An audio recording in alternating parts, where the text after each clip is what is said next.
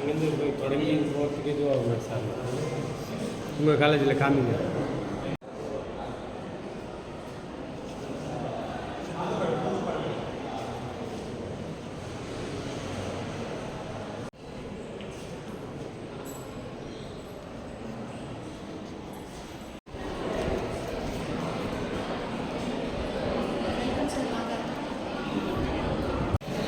Who gathered here today for this momentous seminar on the topic Navigating the Multivariate Challenges in Trial Procedures for today's session.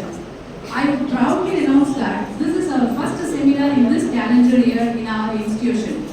I am very grateful to our Director Ma'am, our respected Principal Ma'am, and our dignitaries, respected and Honorable District Collector of Vellore, Mrs. Subbulakshmi Madam, Collector of and a cordial welcome ma'am.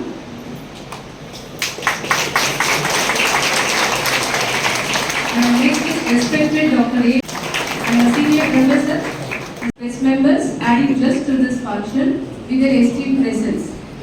Last but not achievers of our country, and I extend my warm welcome to my dear beloved students talking with God in order to achieve a purpose.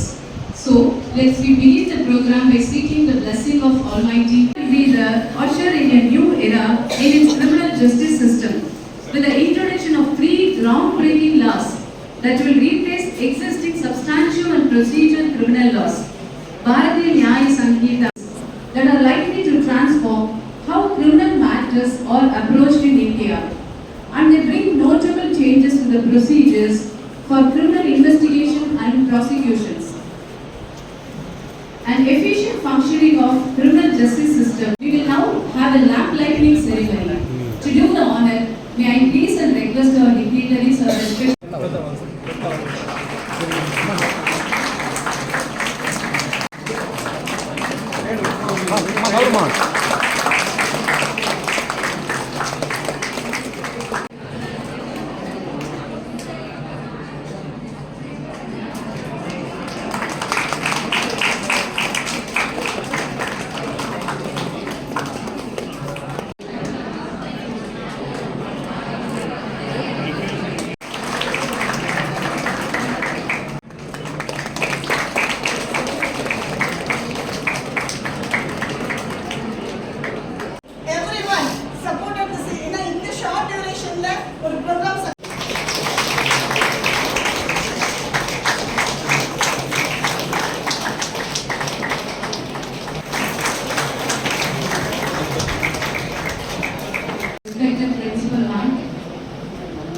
Next, I would like to request.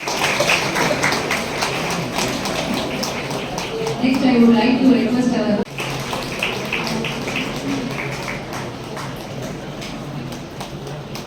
Next, I would request our.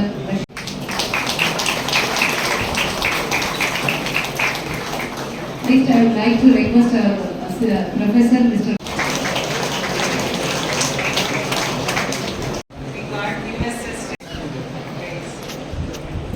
இந்த நல்ல வாய்ப்பினை வழங்கிய மரியாதைக்குரிய சட்டக்கல்லூரியினுடைய முதல்வர் அவர்களே, ஒரு நிறுவனமும் சரி, ஒரு அமைப்பும் சரி, எப்பொழுது நல்ல தலைமையின் கீழ் இயங்குகிறதோ அப்பொழுதுதான் அந்த அமைப்பு மிக சிறப்பாக செயல்பட முடியும்.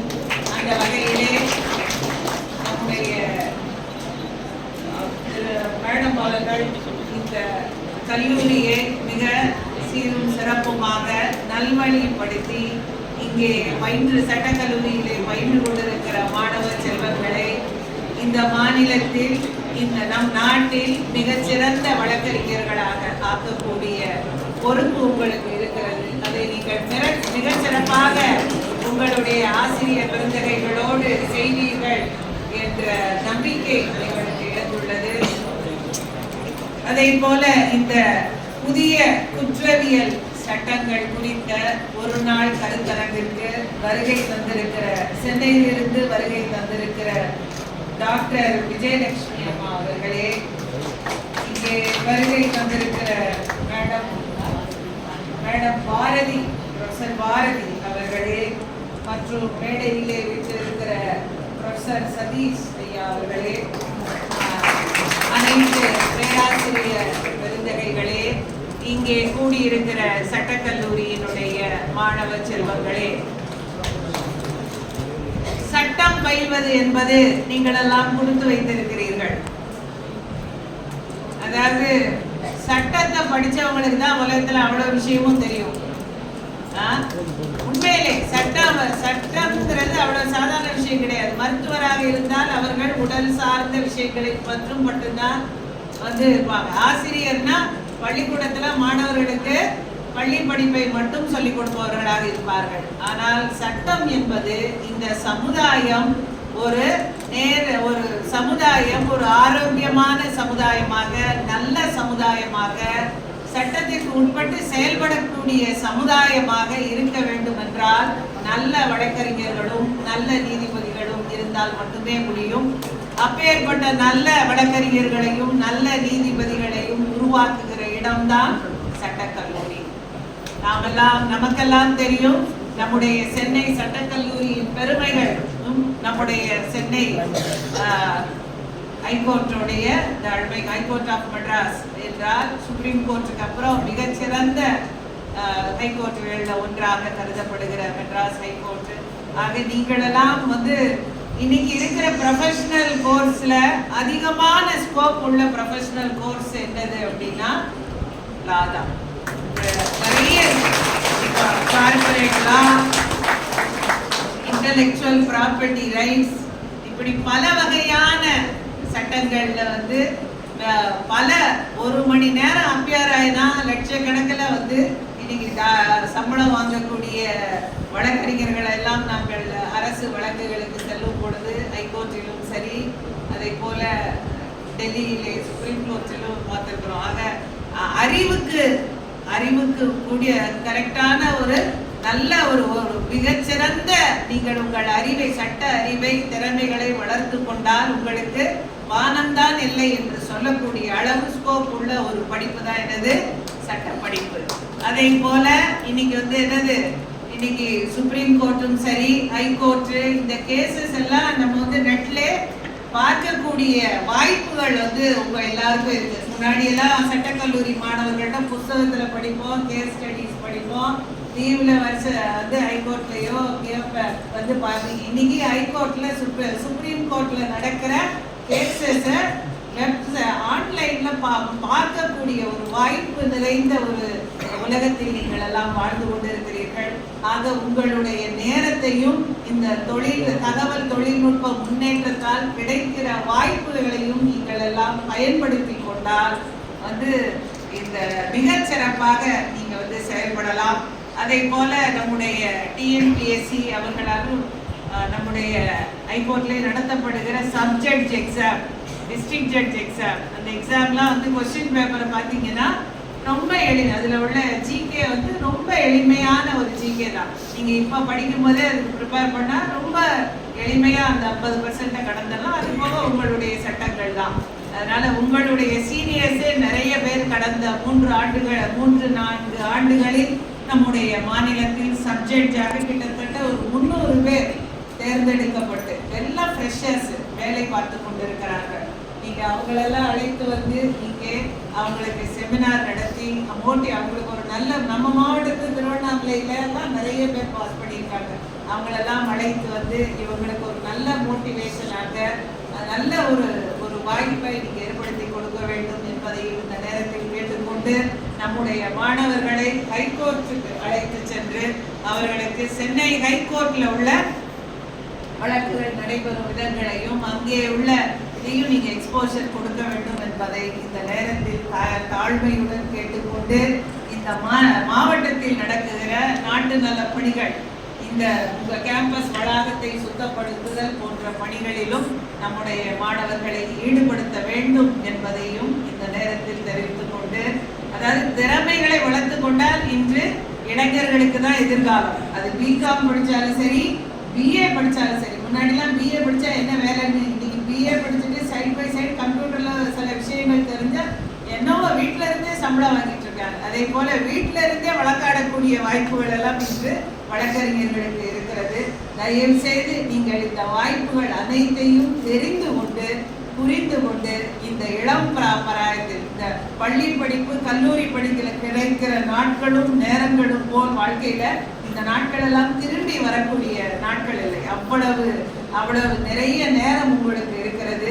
நீங்கள் இந்த வாய்ப்புகளை எல்லாம் அறிந்து தெரிந்து தேடி சென்று கண்டுபிடித்து நீங்கள் அனைவரும் இந்த காட்பாடி சட்டக்கல்லூரியிலே படித்த மாணவ மாணவியர் அத்துணை பேரும் சென்னை ஹைகோர்ட்ல பெரிய வழக்கறிஞர்களாகவும் இல்லை பல நம்ம மாவட்டத்தில் அந்த மாநிலத்தில் வேலை பார்க்கக்கூடிய மாவட்ட நீதிபதிகளாகவும் சென்னை ஹைகோர்ட்டில் பணிபுரியக்கூடிய நீதிபதிகளாகவும் நீங்கள் எல்லாம் அல்லது நம்முடைய சுப்ரீம் கோர்ட்ல பணிபுரியக்கூடிய சீனியர் வழக்கறிஞர்களாக நீங்கள் எல்லாம் பணிபுரிய வேண்டும் என்று உங்களுடைய வாழ்க்கை ஒளிமயமாக திகழ வேண்டும் என்பதை இந்த நேரத்தில் தெரிவித்துக் கொண்டு இந்த நல்ல வாய்ப்பினை நல்கிய நம்முடைய டீன் அவர்களுக்கு, முதல்வர், இந்த சட்டக்கல்லூரியினுடைய முதல்வர் அவர்களுக்கு எங்களுடைய நெஞ்சார்ந்த, அவங்க ஒரு தடவை வரல, ஒரு தடவை சொல்லிட்டு போனாலே போதும், அவங்க 2-3 தடவை கண்டிப்பாக வரணும் என்பதை